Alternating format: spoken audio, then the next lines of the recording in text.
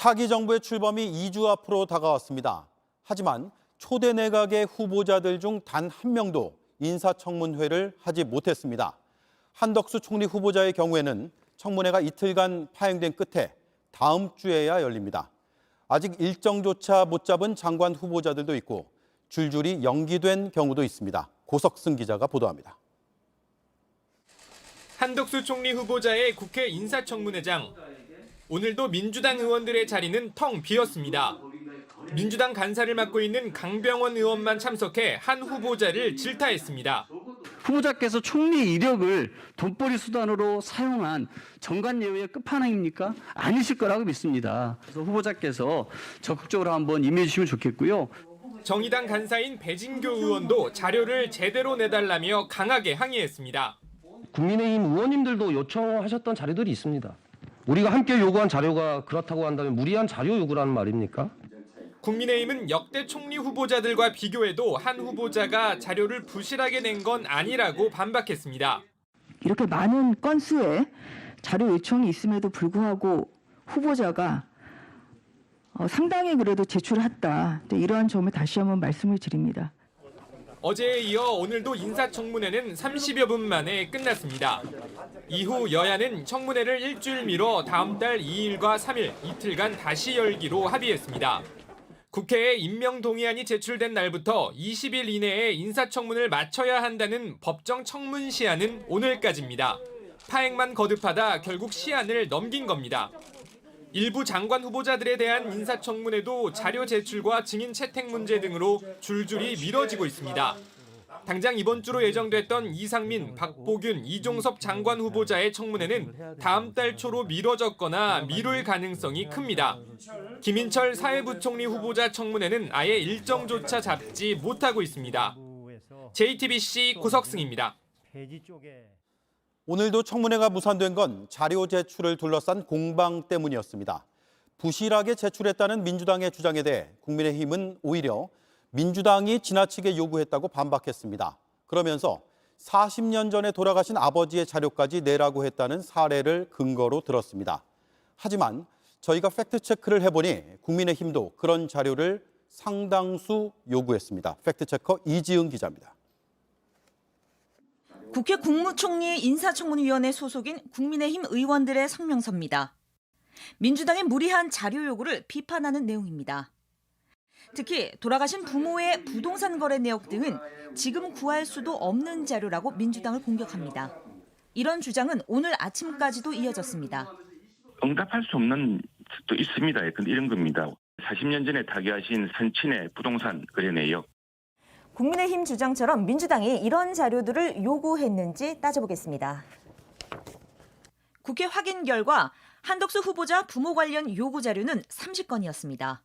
그런데 요구한 의원실을 찾아보니 이 중 11건이 국민의힘 소속입니다. 특히 국민의힘 소속으로 인사청문 특위의 위원장을 맡고 있는 주호영 의원도 직계 존속, 즉 부모의 부동산 거래 내역 일체를 내라고 한 걸로 확인됐습니다. 같은 당 김미애 의원도 마찬가지입니다. 직계 좀비 속에 토지 이용 계획 확인서와 매매 계약서 사본 등을 요구했습니다. 관행에 따랐는지 관련 자료 일체를 요구해 놓고선 다른 당 비판의 소재로 삼은 겁니다. 이런 지적이 나오자 해당 의원은 입장을 밝혔습니다. 확인을 해보니까 아버님께서는 82년, 어머니께서는 94년에 돌아가셨습니다. 이 수십 년 전에 돌아가신 부모님 재산 거래 내역까지 요구하는 것은 온당치 않고요. 우여곡절 끝에 엿새 뒤 다시 청문회 날짜는 잡혔지만 남은 기간에도 김앤장 활동 내역 등 한 후보자의 자료 제출 여부를 놓고선 정당 간 대결이 더 뜨거워질 것으로 보입니다. JTBC 이지은입니다. 김인철 사회부총리 겸 교육부 장관 후보자의 가족은 4명입니다. 그런데 4명 모두 미국의 한 재단에서 장학금을 받았습니다. 1년에 수천만 원으로 추정되는 유학비와 체류비를 각각 지원받은 겁니다. 자녀가 장학금을 받을 당시에 김 후보자는 이 장학재단의 동문 회장이었습니다. 박민규 기자입니다. 2004년에서 2005년 미국 풀브라이트 장학재단이 지원한 교환 교수 명단입니다. 여기 보이는 숭실대 이모 교수는 김인철 후보자의 배우자입니다. 미국 대학에서 재직하며 지원을 받았다고 돼 있습니다. 10년쯤 지나 김 후보자의 딸이 같은 장학금을 받습니다. 2014년부터 미국 커넬대에서 석사 과정을 밟았는데 졸업 논문에는 이 장학금을 받은 게 특별히 감사하다고 썼습니다. 이어 미국 컬럼비아대에서 석사를 딴 아들도 역시 같은 장학금을 받았습니다. 풀브라이트 장학금은 1년 학비 최대 5천만 원에 더해서 한 달 생활비 300만 원까지 지원합니다. 1년에 20여 명만 뽑아 경쟁이 치열합니다. 이런 장학금을 후보자 본인과 배우자는 교수로, 자녀는 석사과정 유학생으로 온 가족이 같이 받은 겁니다. 특히 자녀가 장학금을 받을 무렵 김 후보자는 재단 동문회장이었습니다. 더불어민주당은 장학생 선발에 부정이 없었는지 밝혀야 한다고 주장했어요. 국가적 장학 혜택이 사유화돼 온 게 아닌지 의심스럽다는 겁니다. 장학금을 수여하는 한미교육위원단은 동문회가 장학생 선발에 개입할 수 없다는 입장을 밝힌 바 있습니다. 저희 회사 차원에서 관련 법에 따라 대응하고 있고요. 답변 드릴 말씀은 없습니다. 하지만 실제론 동문회장 출신들이 장학생을 뽑는 위원단으로 활동해온 사실이 추가로 확인됐습니다. 김 후보자는 여전히 배우자는 물론 자녀의 장학금 수혜 내역을 밝히지 않고 있습니다. 해명이 필요하다는 요구에는 청문회를 통해 소명하겠다는 입장만 반복 중입니다. JTBC 박민규입니다. 네, 김인철 후보자는 한국 외대 총장 시절에는 친일 행적 논란이 있는 설립자의 동상을 세웠습니다. 당시 학생들이 반발했지만 강행했습니다. 그런데 이 과정에서 입찰과 관련된 법령까지 어겼습니다. 이뿐만이 아닙니다. 사회이사 겸직에 대한 의혹이 제기된 뒤 내놓은 해명이 거짓으로 드러났습니다. 이재승 기자입니다. 한국외대 용인 글로벌 캠퍼스에 세워진 설립자 김응배 박사 동상입니다. 개교 60주년인 2014년 8월 기습적으로 설치됐습니다. 김 박사의 친일 행적을 문제 삼은 학생 반발을 무릅쓰고 강행됐습니다. 동상을 만드는 데만 1억 6천만 원이 들었습니다. 2천만 원이 넘는 예산을 쓰면 공개 경쟁 입찰을 거쳐야 하지만 생략됐습니다. 당시 총장은 김인철 사회부총리 겸 교육부 장관 후보입니다. 이사회 승인을 받았다고는 하지만 이사회조차 법령 위반을 알면서도 허가를 내줬습니다. 완성 시점을 정해놓고 밀어붙였다는 비판을 피하기 어렵습니다. 김 후보자는 동상을 철거하라는 학생들의 목소리도 꾸준히 무시했습니다. 학생들의 의견을 무시하고 이제 학교 측에서 이런 일을 강행한 거에 대해서는 되게 유감이라고 생각을 하고요. 김 후보자는 사기업 사회이사 겸직 보도에 대해 거짓 해명을 했다는 의혹도 받고 있습니다. 규정에 따라 사전에 이사장 승인을 받았다고 주장했지만 실제로는 사회이사 취임 뒤 승인을 받은 것으로 확인됐습니다. 공시자료상 김 후보자의 사회이사 취임일은 2018년 3월 22일이지만 이사회 승인은 3월 26일 이뤄졌습니다. 선조치 후 보고입니다.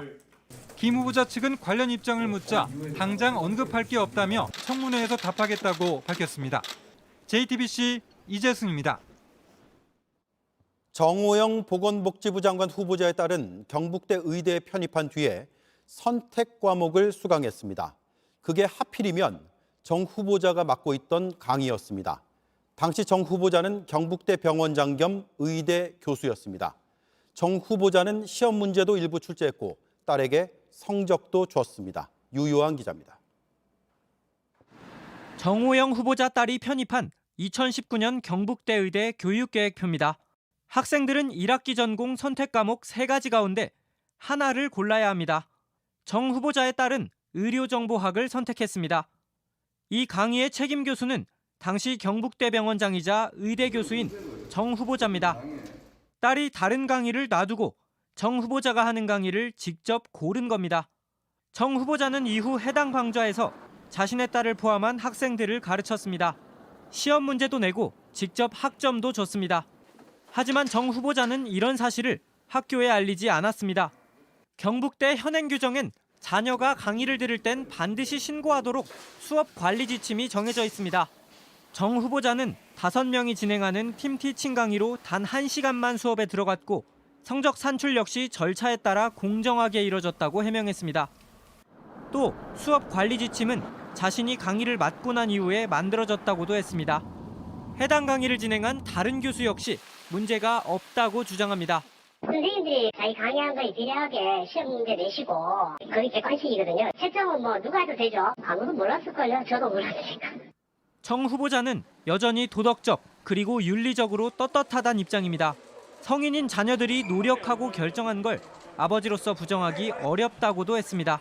다만 여러 논란에 송구스럽다며 자성과 성찰의 시간을 가지고 있다고 했습니다. 경북대는 이번 논란에 대해 별도 조사를 거쳐 적절한 조치를 내리겠다고 밝혔습니다. JTBC 유요한입니다.